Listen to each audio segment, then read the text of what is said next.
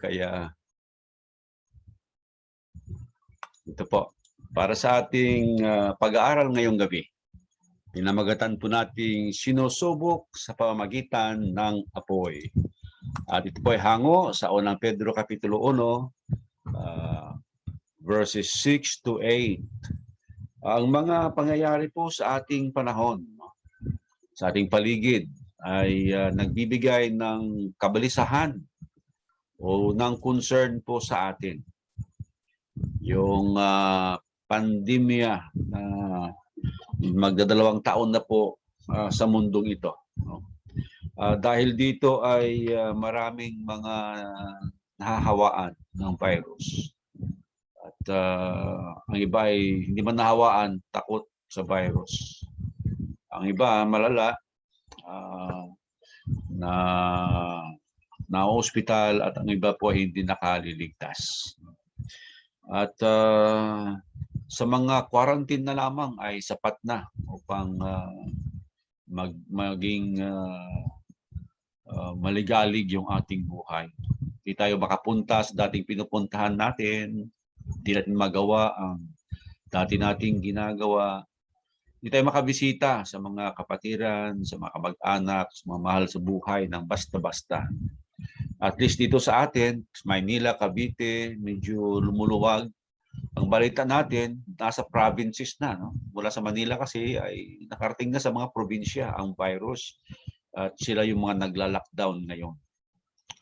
At maliban sa pandemya, magulo pa yung ating mass media.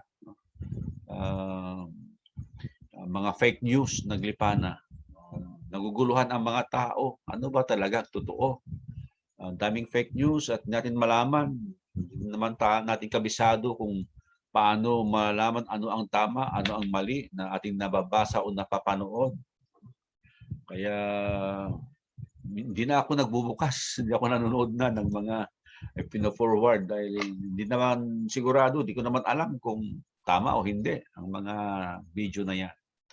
At siyempre pa, ang ating ekonomiya, na hirap-hirap ang ating mga taong gobyerno, paano ang gagawin po nila? Kapag binuksan nila ng mabuti yung ating ekonomiya, maapektuhan naman ang kalusugan ng mga tao.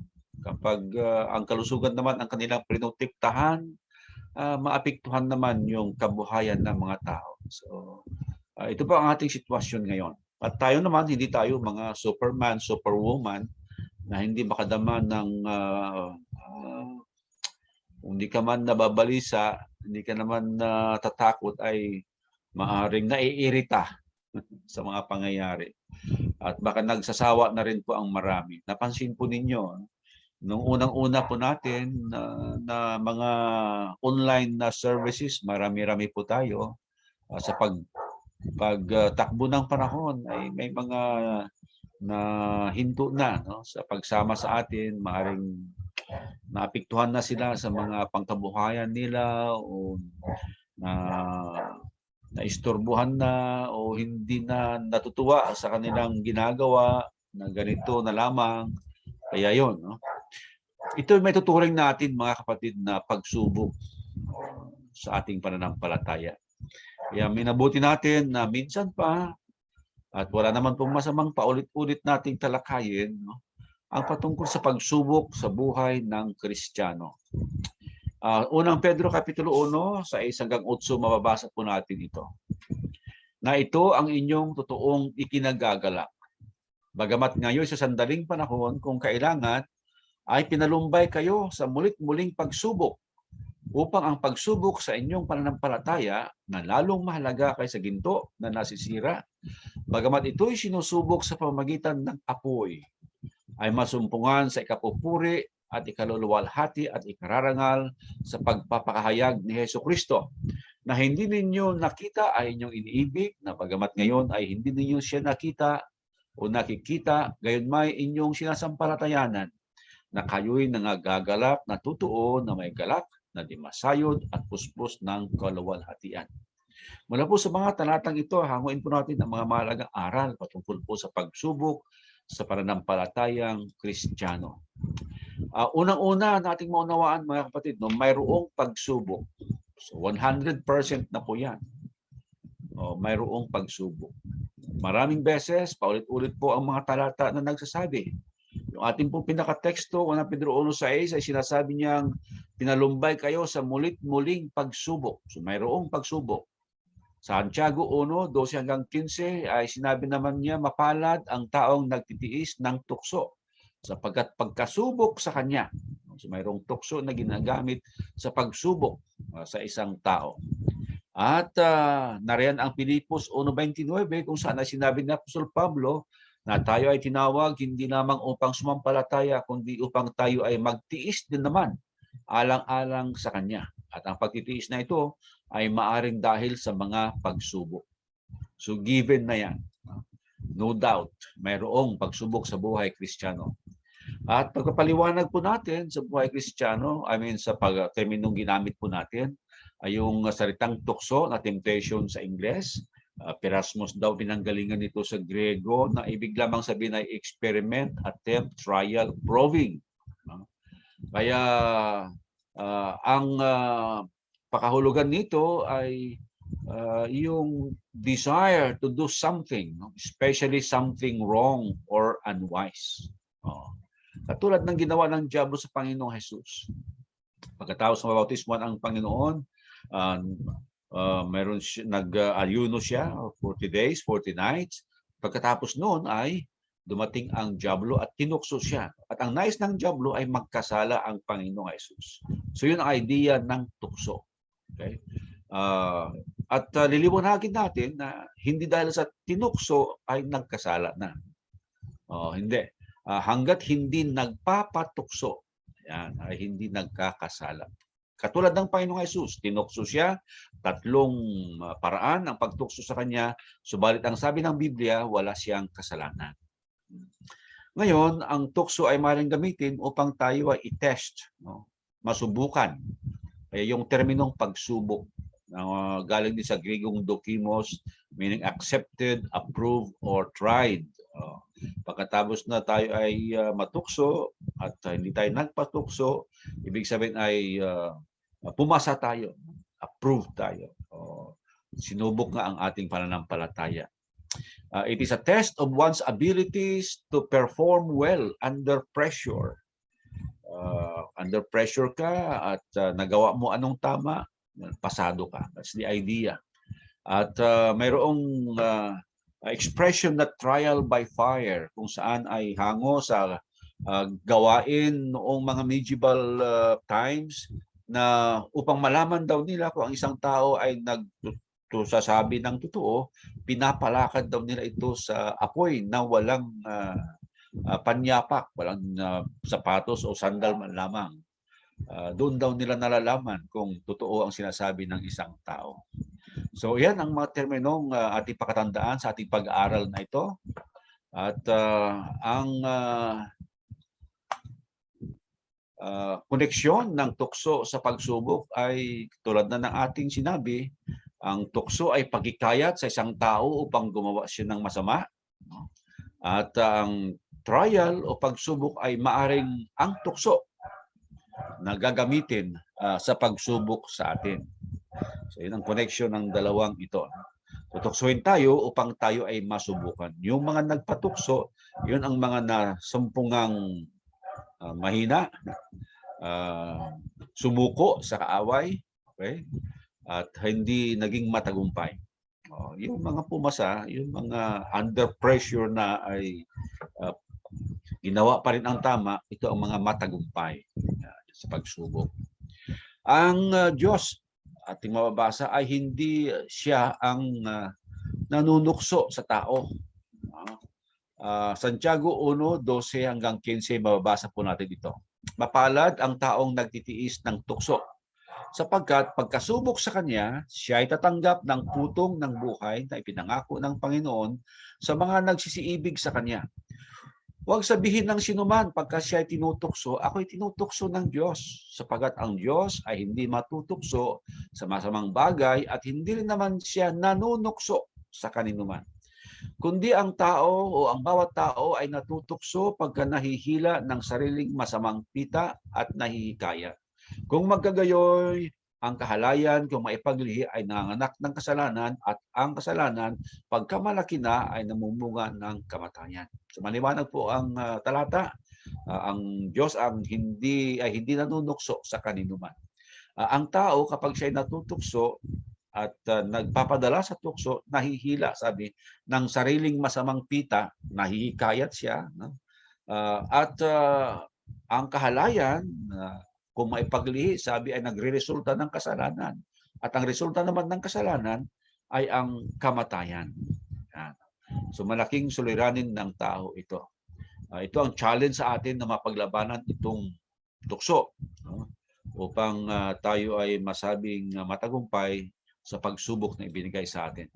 So ang number one nga po ay mayroong pagsubok, pero pangalawa, ang pagsubok na ito ay pansamantala lang naman. Ibig nating sabihin, hindi naman ito tuloy-tuloy na walang patid na pagsubok sa ating pananampalataya. Mababasa po kasi sa 1 Pedro 1:6 na ito ang inyong totoong ikinagagala. Bagaman ngayon sa sandaling panahon, kung kailan ay pinalumbay kayo sa mulit-muling pagsubok. Yung sandaling panahon. Di naman sinabi na sa lahat ng panahon ay susubukin tayo. Napakalungkot naman na ang buhay Kristiyano. Lahat ng panahon tuloy-tuloy ang pagsubok sa atin. Ikalawang Korinto 4:17, sabi ni Pablo, sapagkat ang aming magaang kapighatian nasa isang sandali lamang ay siyang gumagawa sa amin ng lalong bigat ng kaluwalhatian walang hanggan. O yung mga pagsubok lang po sa buhay natin sandaling panahon, isang sandali lamang, na katulad ng sinabi ko, hindi naman tuloy-tuloy. Kaya mayroon tayong sinasabi, pagsubok lamang yan. Sandali lang naman yan. Matatapos din. Isang kabanata lamang ng ating buhay ang pagsubok. Lilipas din yan ating mga terms. At mayroon siyang famous, no? Naririnig natin ito. Huwag mong tambayan yung pagsubok. Daanan mo lamang. At lagi kong sinasabi, kapag mayroong mga suliranin tayo, it's not the end of the world yet. Hindi pa naman katapusan ng mundo. Mayroon pa tayong magagawa bukas patungkol sa isang pagsubok na dumarating sa atin. Kung maaaring natin nagawa ngayon, napagtagumpayan ngayon, bukas baka mapagtagumpayan na natin. Ang problema lamang po ng iba, kung kailan malapit na yung tagumpay, sakat sumusuko. Nakalimutan na ang pagsubok ay sandali lamang.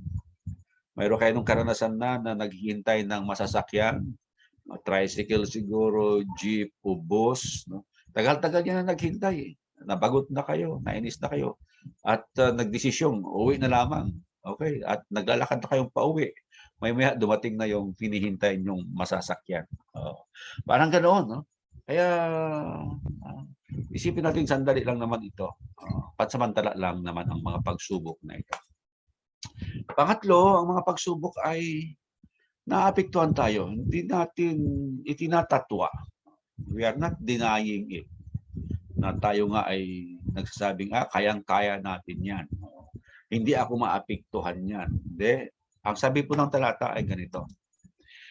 Na ito ang inyong totoong ikinagagalak. Bagamat ngayon sa sandaling panahon, kung kailangan ay pinalumbay kayo.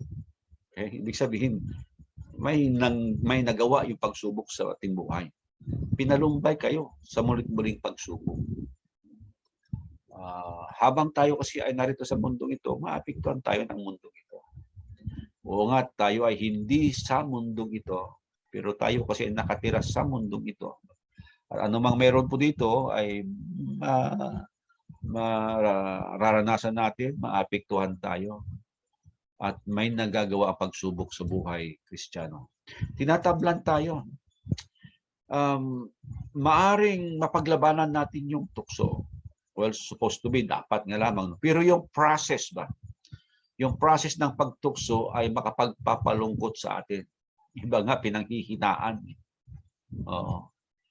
So yung process mismo ay sapat na upang panghinaan tayo kung minsan. Susubukan tayo, walang pera. Nakakalungkot din. Lalo na kung sanay ka na may maraming pera o laging may pera. Kaya magandang minsan-minsan walang laman yung wallet natin para masanay-sanay tayo. Nakaka-depressed.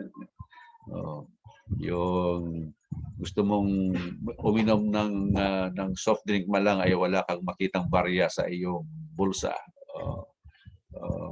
Ay mainit na mainit ang panahon. Mga ganun, yung process. No? Pero napaglalabanan naman yan. Ang point lamang ay naaapektuhan tayo. Pinalulumbay tayo. At ang pagsubok na ito ay sa pamagitan ng apoy. Apoy. Ang paglalarawan dito mga kapatid ay parang yung ginagawa sa ginto na sinusubok sa apoy. At yun ang ginamit ni Apostol Pedro na paglalarawan dito. Sabi niya, upang ang pagsubok sa inyong pananampalataya na lalong mahalaga kaysa ginto na nasisira, bagaman ito'y sinusubok sa pamamagitan ng apoy. Yung pagsubok sa ating pananampalataya, na pananampalataya mas mahalaga kaysa sa ginto. Sabi niya kasi ang ginto, nasisira. Ginto kaya pero masisira pa rin. Yung pananampalataya kasi mananatili.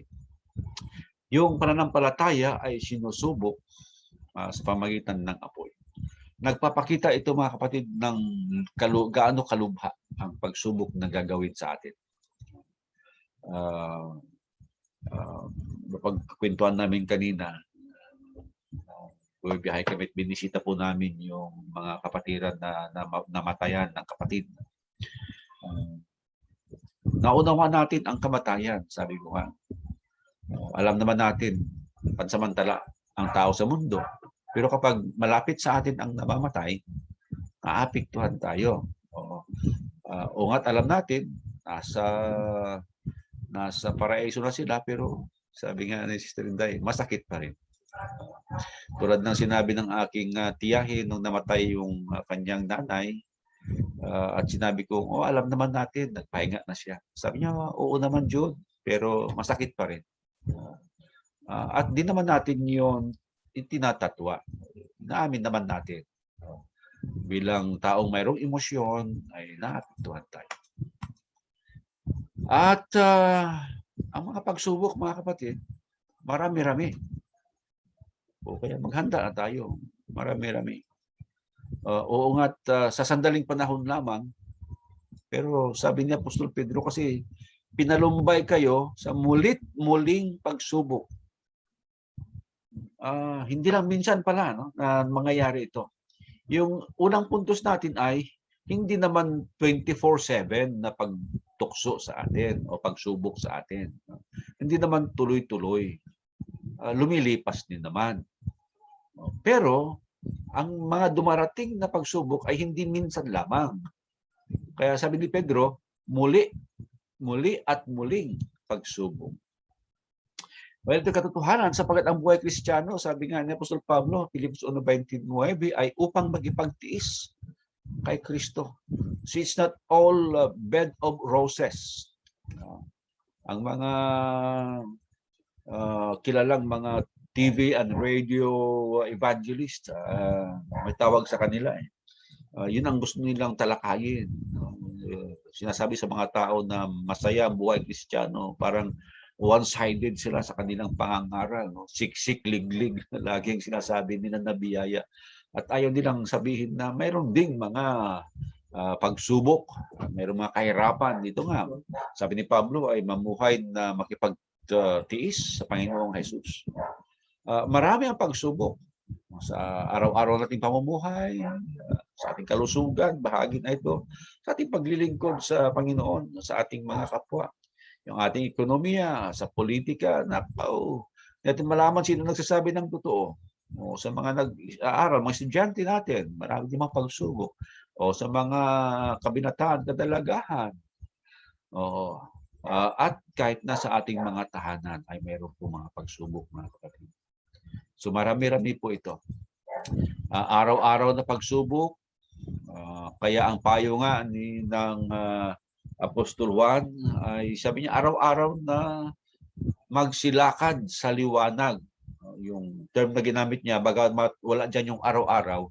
Sabi niya, ngunit kung tayo'y nagsisilakan, binibigyan ko lagi ng emphasis ito, nagsisilakan, present progressive, nagsimula at nagpatuloy ang paglalakad. So araw-araw ito. Kailangan natin ito lumakad sa liwanag upang may darating man na pagsubok na muli, paulit-ulit, ay kakayanin natin. At yan ay sa tulong ng Panginoon. Noong tinukso ang Panginoong Jesus, no? Wala na bang sumunod na pagsubok sa kanya? Ay, marami pa mga kapatid. Hanggang doon sa gabi na siya ay hinuli, ay mayroong pagsubok sa kanya. Di nga ba't pumunta siya sa halamanan ng Eden at nanalangin siya? Kung maaari, Ama, let this cup pass from me. Kasi ang pagsubok sa kanya, itutuloy ba niya? Ang mapako doon sa cross, being human, ay naroon po yung takot din naman. Kaya nga, di ba, pinawisan siya ng tudo-tudo na parang dugo. Sa pag-aaral yun ay nangyayari sa sobrang depression ng tao o ano bang feeling na ating matatawag. So, yun, no? Mayroong mga layunin.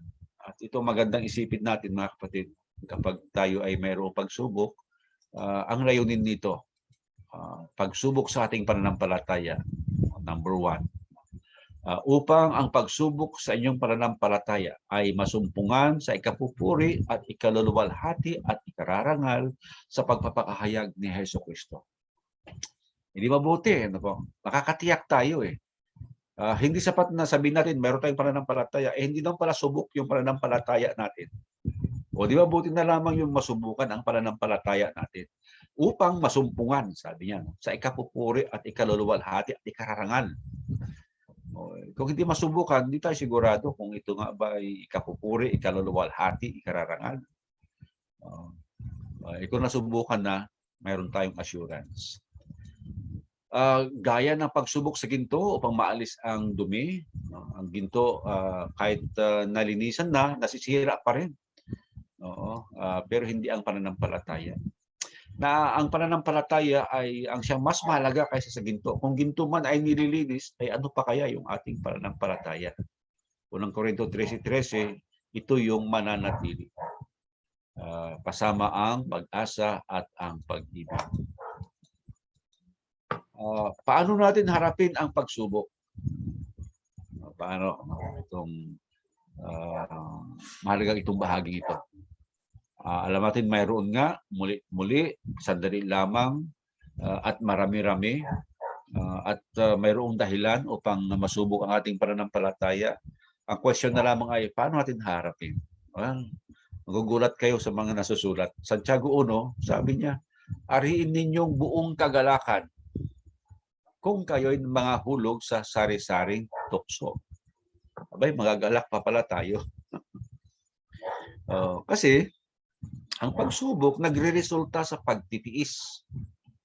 Pagtitiis na kailangan natin upang makarating tayo doon sa hangganan.